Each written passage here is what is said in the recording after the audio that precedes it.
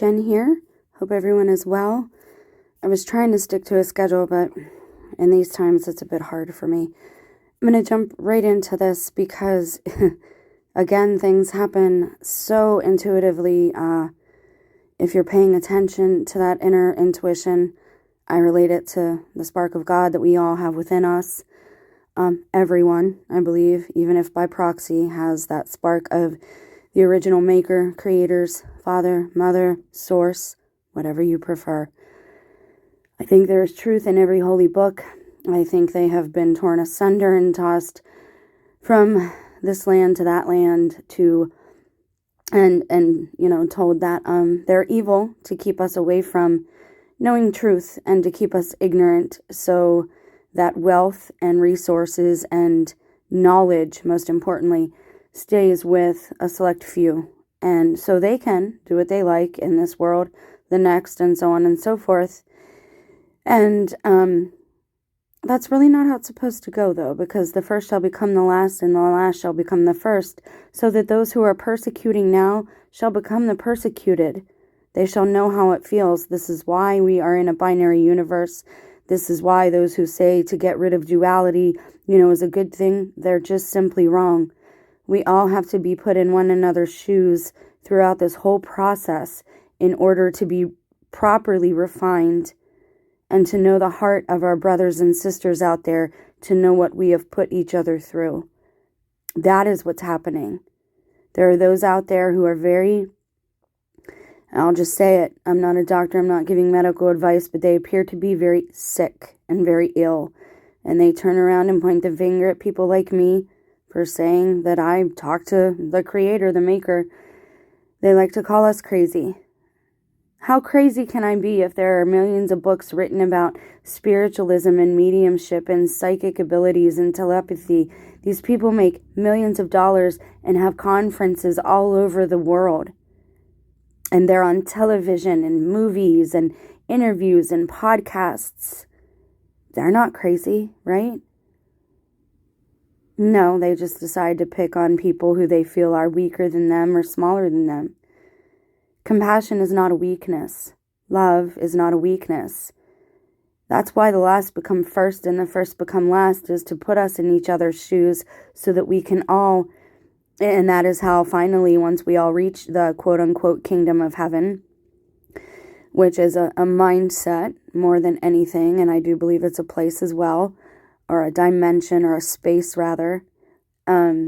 This is why we're going through all of this. This is why we have to be put in each other's positions. This is why the first become last and the last become first.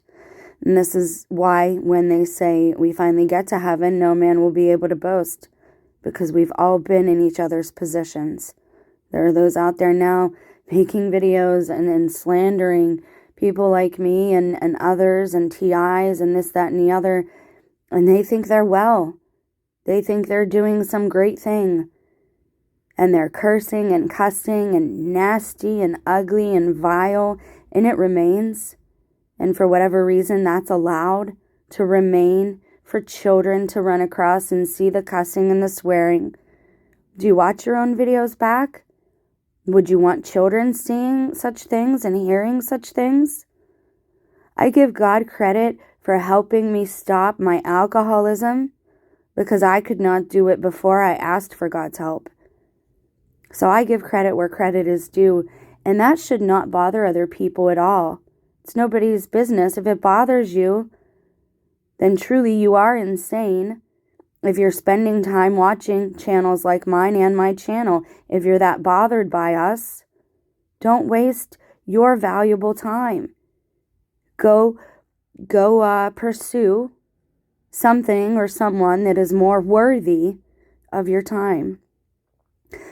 This is going to get weird, okay? So we're going to talk about parallel worlds, and I found possible confirmation in the Book of Mormon, in a book called The Pearl of Great Price. It is where Joseph Smith, the founder of Mormonism, and I'm going to try and do this properly, but I'm still learning. So this is according to my current understanding. So anyone out there that wants, again, to throw their darts, keep throwing until something sticks, because trust me, it's not gonna. And if I'm wrong about something, I will come back and correct it to the best of my ability. It's okay to be wrong. It's not a crime against humanity to be wrong. Okay? So Joseph Smith reworded some of the Old Testament when Christ allegedly visited the Americas. Now, this is where, again, my testimony gets strange, because God made these things known to me before I ever met anyone from the LDS Church, before they ever started witnessing to me, before I ever picked up the Book of Mormon. God made these things known to me, that Christ was in the Americas and that the Native American Indians are of the lost tribes. I already knew this inherently. And I also know that America has been renamed. That's why they're finding Egyptian artifacts in the Grand Canyon. Things are not as they appear. The land masses are not what we have been told that they are.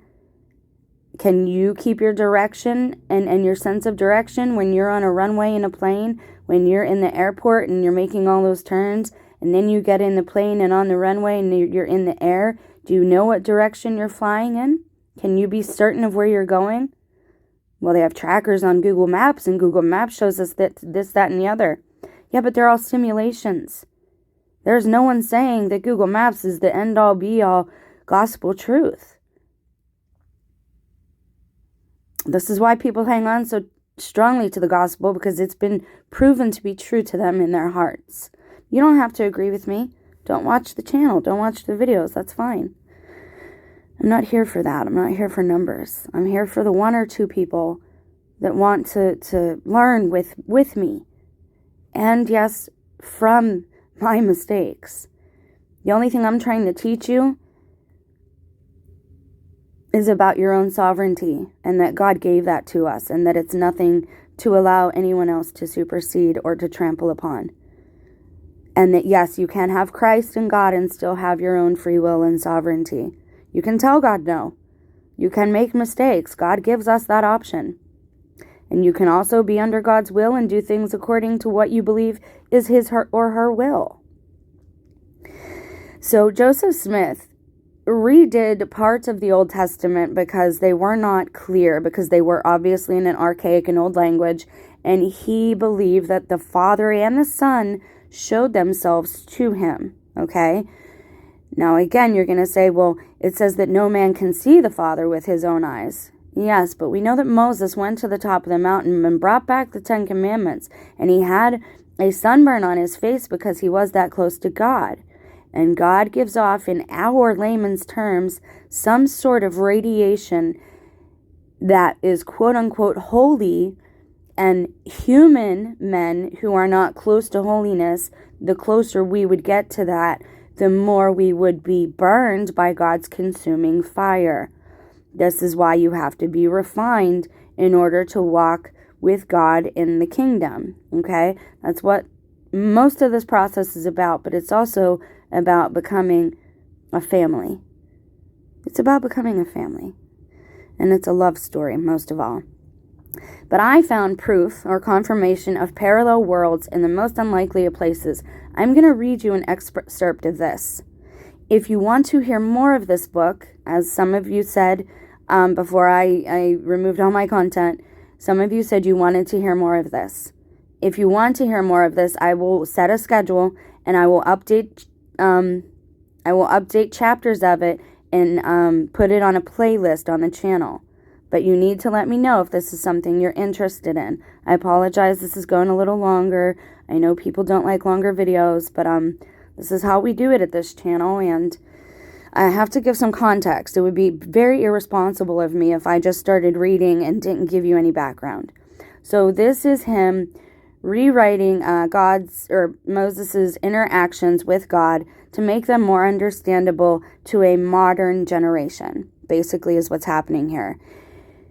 And I picked this book up, and it's very odd because I was going to do a book about people in uniforms and costumes and an insight that was brought to me while I was in meditation. You know, when you're in meditation, you don't empty your mind. You ponder upon a singular thought. That way, enlightenment or an answer to that thought or query will come to you through that meditative time.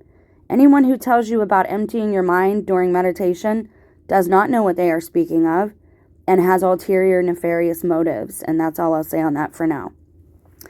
So, it's very weird that I suddenly decided to pick this book back up and decided to start reading it because I've been wanting to read it for a very long time. And I said, you know what? Let me pick this up today. I want to read a little bit of this. And it goes along with exactly what I want to show you.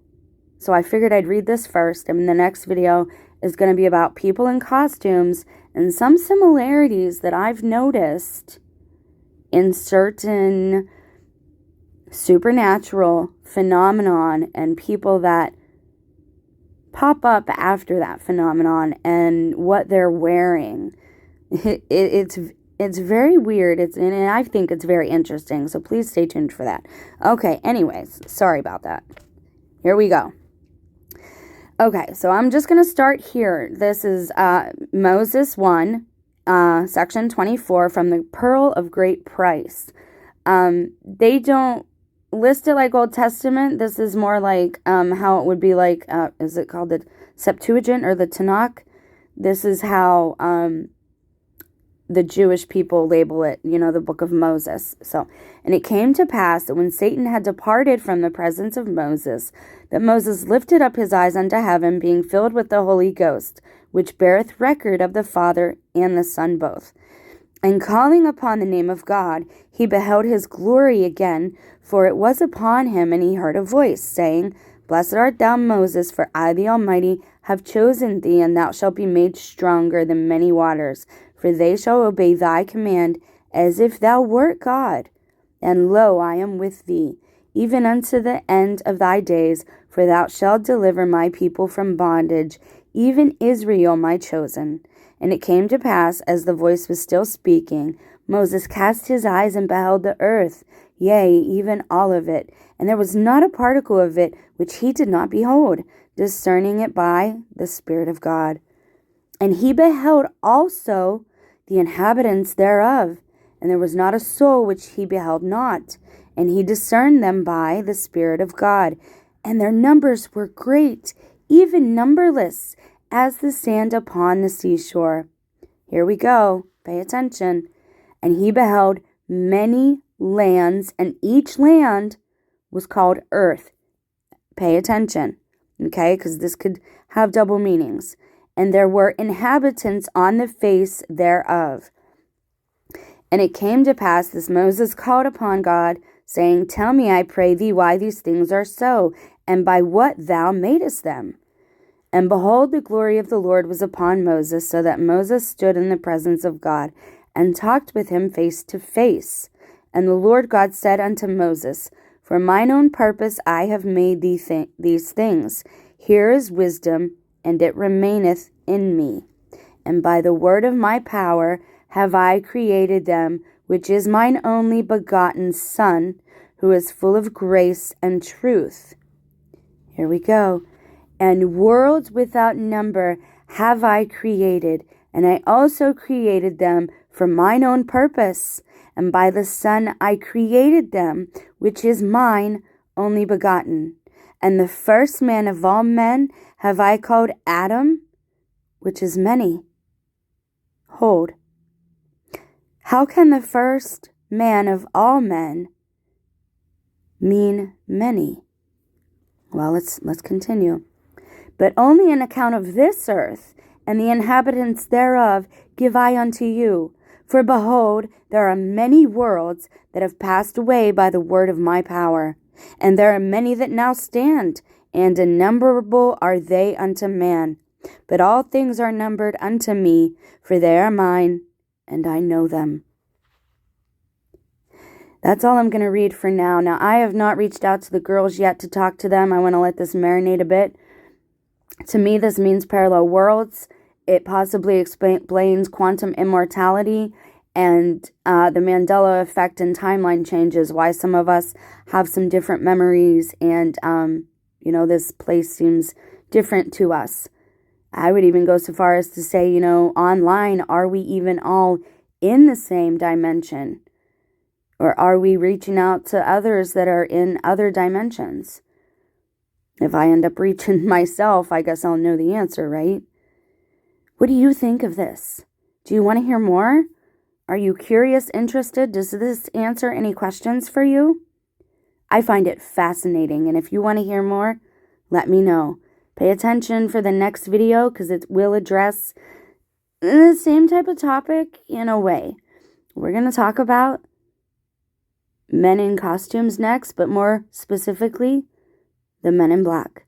Stay tuned, guys. I love you. Bye.